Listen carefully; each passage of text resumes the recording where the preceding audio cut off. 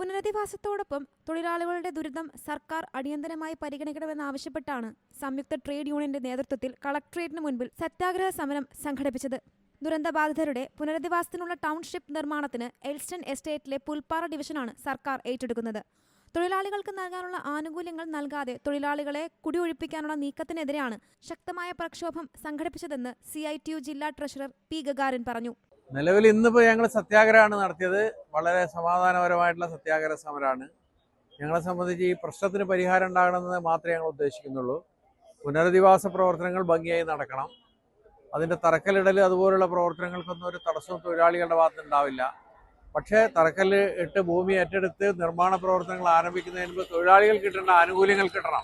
2014 മുതൽ തൊഴിലാളികളിൽ നിന്നും പിടിച്ച PF വിഹിതവും ഉടമ അടയ്ക്കേണ്ട വിഹിതവും PF അക്കൗണ്ടിൽ അടച്ചിട്ടില്ല. 150ഓളം വരുന്ന സർവീസിൽ നിന്ന് വിരമിച്ച തൊഴിലാളികളുടെ ഗ്രാറ്റുവിറ്റി ഇനിയും ലഭിച്ചിട്ടില്ല. ഈ ആനുകൂല്യങ്ങൾ ഒന്നും ലഭിക്കാതെ സമരത്തിൽ നിന്നും പിന്മാറില്ല എന്നാണ് തൊഴിലാളികൾ പറയുന്നത്. ഞങ്ങൾക്കറിഞ്ഞാല് PFന്റെ പൈസ ഒന്നും ഞങ്ങൾക്ക് അടച്ചില്ല. എന്ത് കാര്യങ്ങൾ ഞങ്ങൾക്ക് കിട്ടിയിട്ടില്ല. അതുകൊണ്ട് ഞങ്ങൾക്ക് കിട്ടിയേ മതിയാകുള്ളൂ. ഞങ്ങൾ സർക്കാരിന്റെ തീരുമാനം എല്ലാവർക്കും ഞങ്ങള് വർഷം കുറെ അയക്കണേ. വിഷയം പരിഹരിച്ചിട്ടില്ലെങ്കിൽ എൽസ്റ്റൺ എസ്റ്റേറ്റിലെ മുഴുവൻ തൊഴിലാളികളും കുടുംബാംഗങ്ങളും പങ്കെടുത്ത് കളക്ടറേറ്റ് ഉപരോധം നടത്താനും മൂന്നാം ഘട്ട സമരമെന്ന നിലയ്ക്ക് ഭൂമിയിൽ അവകാശം സ്ഥാപിച്ച് കൈവശപ്പെടുത്താനും തീരുമാനിച്ചതായി INTUC ജില്ലാ പ്രസിഡന്റ് P. അലി വ്യക്തമാക്കി. 25-ാം തീയതിക്ക് ലേബർ കമ്മീഷണർ ചർച്ചയ്ക്ക് വിളിച്ചിട്ടുണ്ട്.